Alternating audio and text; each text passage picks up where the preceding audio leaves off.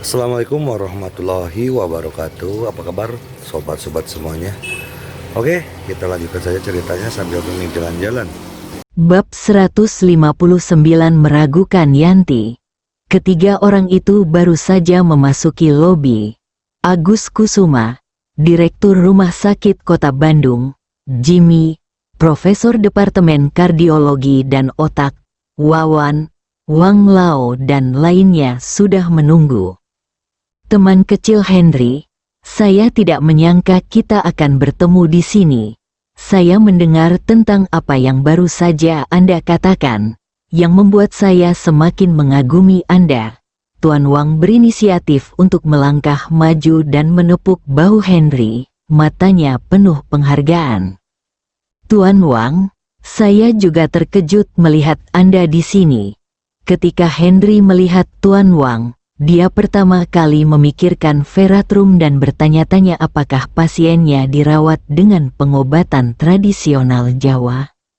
Hai, saya seorang profesor kehormatan di rumah sakit tersebut dan saya rutin menghadiri klinik di Departemen Pengobatan Tradisional Jawa.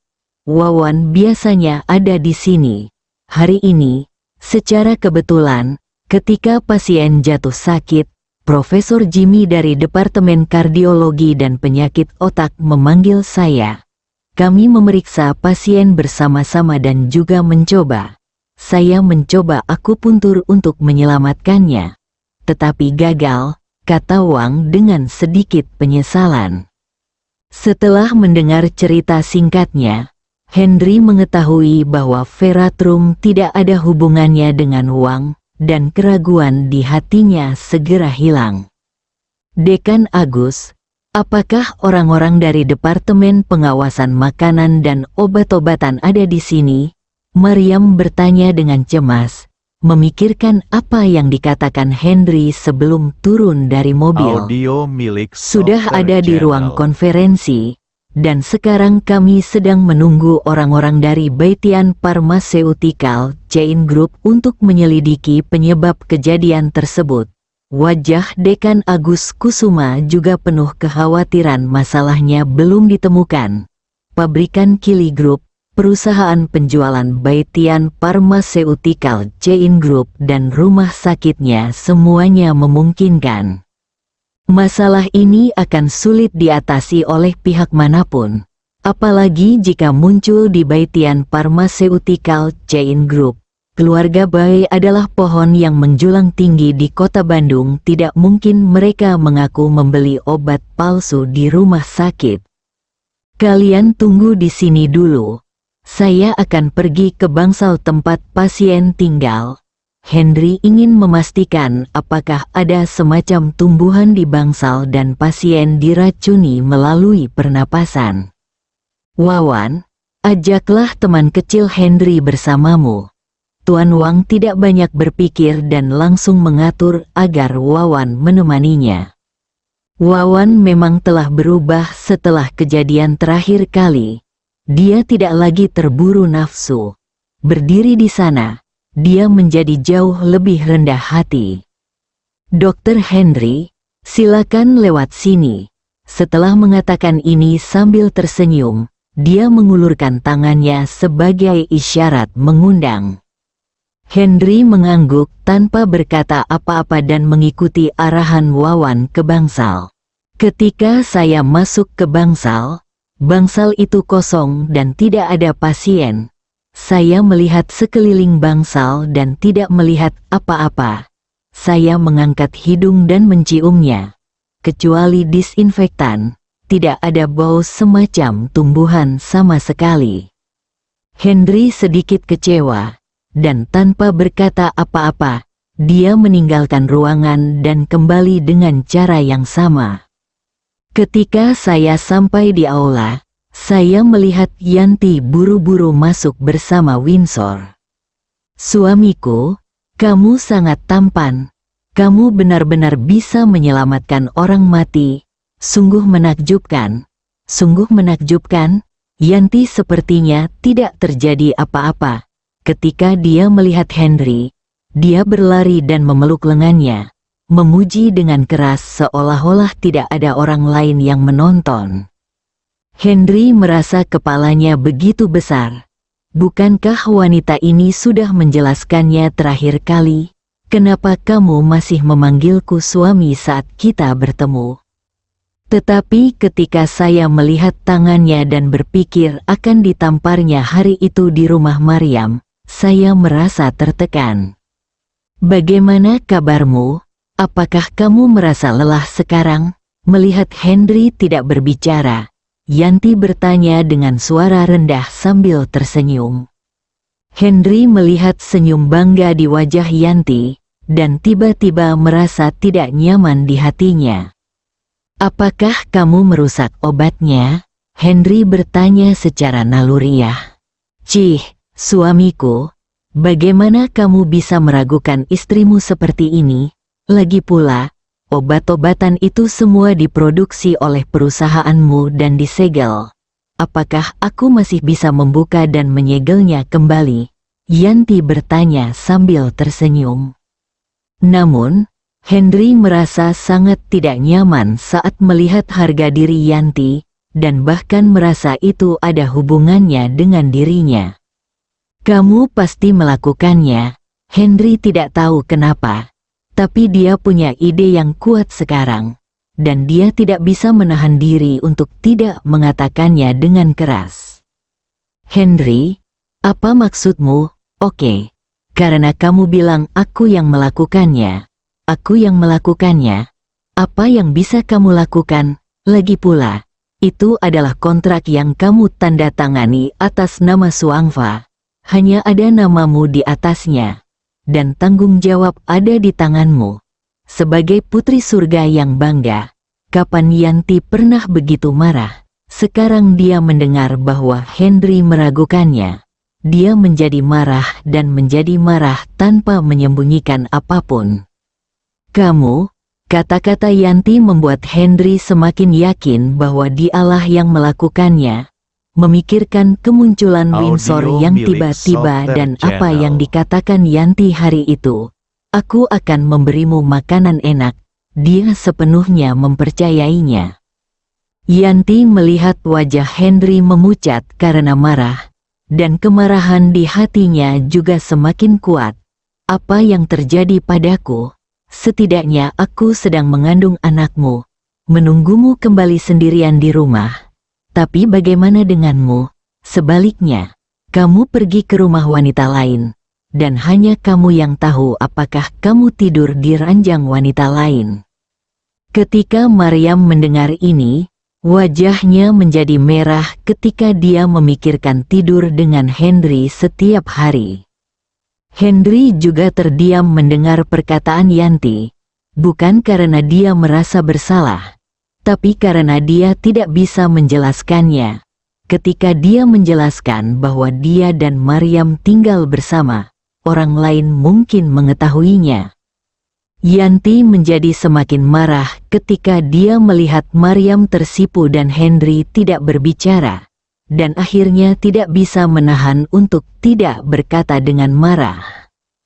Yanti, sebaiknya jangan biarkan aku mengetahui bahwa itu kamu. Jika tidak kamu akan membuatku marah dan aku akan membuatmu menyesalinya. Henry akhirnya berkata dengan marah. Oke, sebaiknya kamu membuatku menyesal. Lagi pula, jika aku menyesalinya, kamu akan menyesalinya. Dalam kasus terburuk, kamu bisa mengalahkanku. Pengecut mana yang dikalahkan di dalam mobil terakhir kali? Henry selalu menganggapnya sebagai musuh, tidak peduli dengan wajahnya sama sekali, dan merasa masam di hatinya karena dia tidak ragu untuk berbicara. Ketika Henry mendengar ini, dia memikirkan apa yang terjadi di mobil Guan Bitong. Perbedaannya hanya 0,0001 detik. Jika tidak, dia dan dia akan menjadi semakin tidak jelas. Aku terlalu malas untuk memperhatikanmu. Setelah Henry selesai berbicara, dia berbalik dan melihat ke samping. Yanti mendengus dingin dan juga melihat ke samping. Dekan Agus Kusuma sangat senang ketika dia melihat Yanti datang. Tetapi ketika dia melihatnya, hanya Henry yang terlihat di matanya. Mereka akhirnya menenangkan perang. Dia buru-buru berdiri dan berkata, "Yanti, Direktur Maryam, semuanya ada di sini sekarang. Segera pergi ke ruang konferensi. Orang-orang dari Departemen Pengawasan Makanan dan Obat-obatan masih menunggu." Maryam sama marahnya dengan kata-kata Yanti tadi. Dia berjalan mendekat, berinisiatif memegang lengan Henry dan berkata, "Ayo pergi ke ruang konferensi." Setelah mengatakan itu, dia mengikuti Agus Kusuma ke ruang konferensi. Yanti melihat Maryam mulai menunjukkan padanya, dan Henry sama sekali tidak menghiburnya setelah pertengkaran itu marah. Bab 160 Masalah narkoba. Ketika Henry dan semua orang memasuki ruang konferensi, dia melihat dua pria dan satu wanita duduk di dalam. Melihat wanita ini, Henry merasa tidak nyaman dan bahkan lebih buruk lagi. Wanita ini adalah wanita berbaju merah yang terus meremehkan dirinya sendiri ketika dia pergi ke klinik pengobatan tradisional Jawa milik Wang untuk menimbulkan masalah. Kemudian, dia meminta bantuan untuk mengobati penyakitnya tetapi dengan tegas menolak. Saat itu, saya melihat dia berpakaian sangat centil.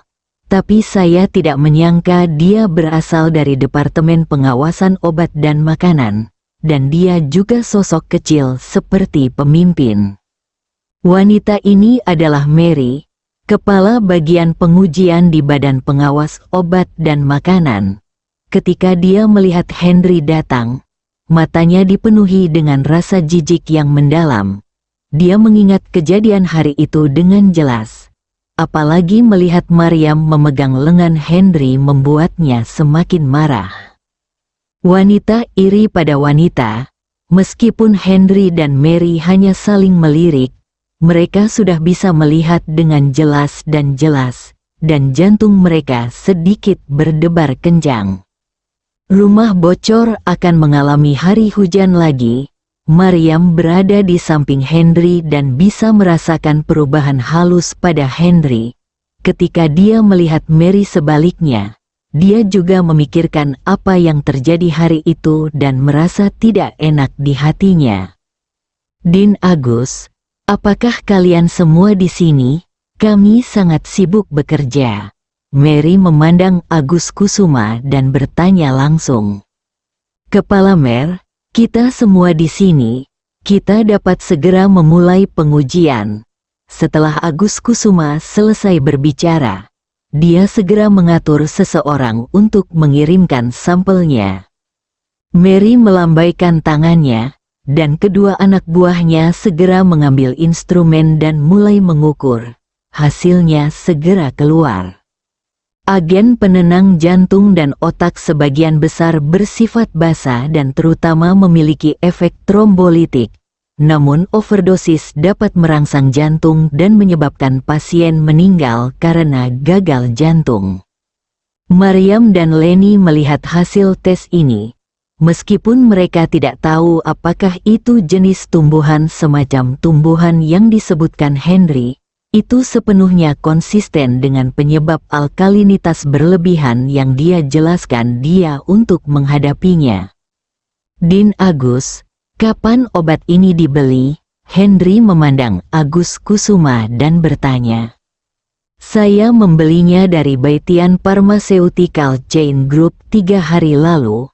Ada kontrak dan nomor batch di dalamnya." Setelah Agus Kusuma selesai berbicara, dia meminta seseorang membawa kontrak terkait dan dokumen lainnya. Henry tahu bahwa ini tidak mungkin salah.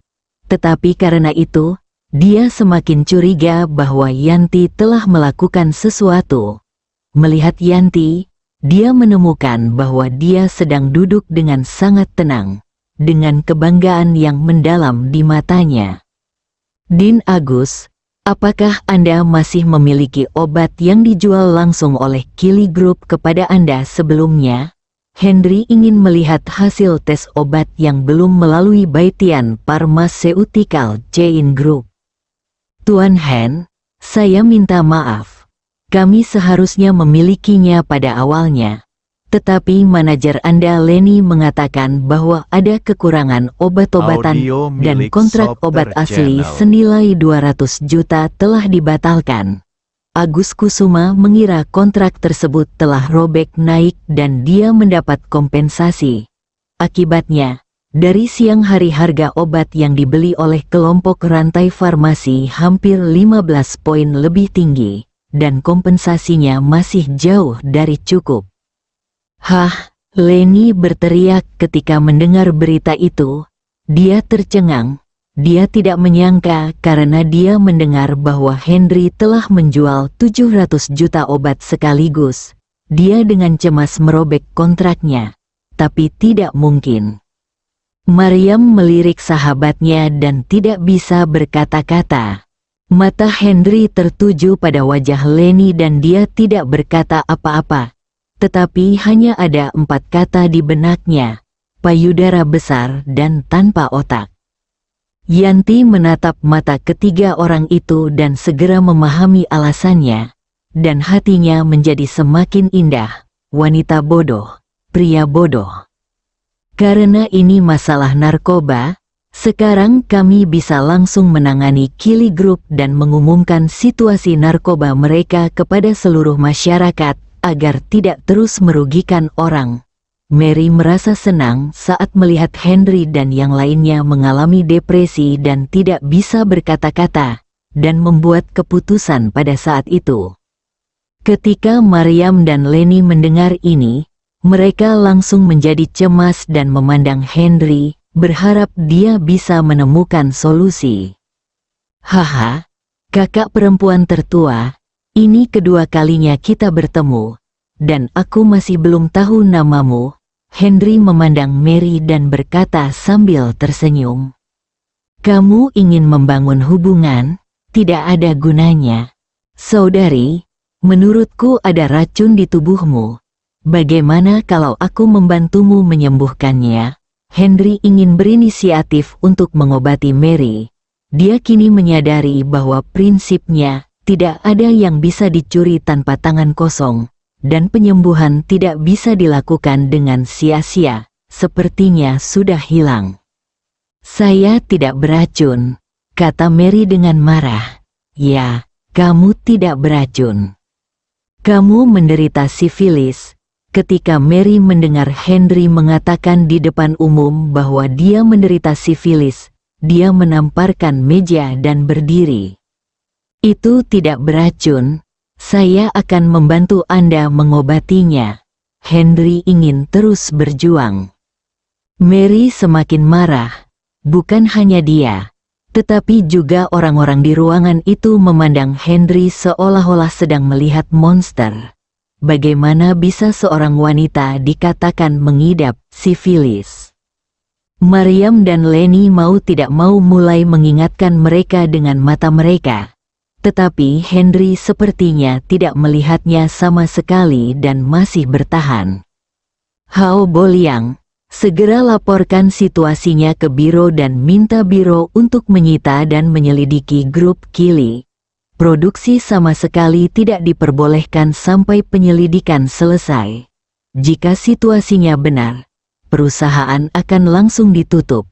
Mary marah dan berkata langsung ke samping. Salah satu bawahannya memerintahkan. Ketika Hao Boliang di sebelahnya mendengar perintah ini, dia segera Audio berdiri dan milik hendak Sopter melaksanakannya. Sekarang Mariam, Lenny dan Henry semuanya cemas. Masalahnya belum terselesaikan. Jika perusahaan benar-benar tutup, akan sulit untuk memulai produksi lagi. Jika ada yang ingin kamu katakan, ada yang ingin kamu katakan. Henry berdiri dan meraih Hao Boliang yang hendak keluar. Henry, kamu menghalangi tugas resmi kami. Jika kamu tidak segera melepaskannya, Aku akan melaporkan situasinya dan bahkan segera memanggil polisi. Mary sangat marah tentang beberapa rumor tentang dirinya. Jika Anda benar-benar menderita sifilis, akan lebih sulit untuk mengatakannya. Kegigihan Mary membuat Henry sedikit tercengang. Dia berbalik dan melihat Yanti, dan berkata sambil berpikir, "Mengapa Anda tidak curiga ada masalah dengan saluran penjualan?" "Henry, jangan melangkah terlalu jauh." Yanti marah saat melihat Henry sekali lagi mencurigai perusahaannya. "Dokter Yanti, saya tidak meragukan Anda. Saya pasti bertanggung jawab atas apa yang Anda lakukan. Henry hanya memiliki satu tujuan sekarang, untuk menyeret perusahaan Yanti ke dalam masalah. Hanya dengan cara itulah masalah ini dapat diselidiki dengan jelas." Mary juga ragu-ragu saat melihat Henry menyeret Yanti ke dalam air. Masalah antara Yanti dan Henry menyebabkan kegemparan, jadi dia tentu mengetahuinya, dan dia tahu lebih banyak lagi tentang kekuatan keluarga Bai. Kepala Mei, Henry hanya ingin mengulur waktu untuk penyelidikan. Dalam hal ini, Anda harus memberinya waktu untuk menyelidiki dengan jelas. Yanti telah melihat tujuan Henry dan mengatakannya langsung untuknya. Henry memandang Yanti. Matanya penuh kekaguman pada wanita cerdas dan sangat cerdas ini. Bersambung.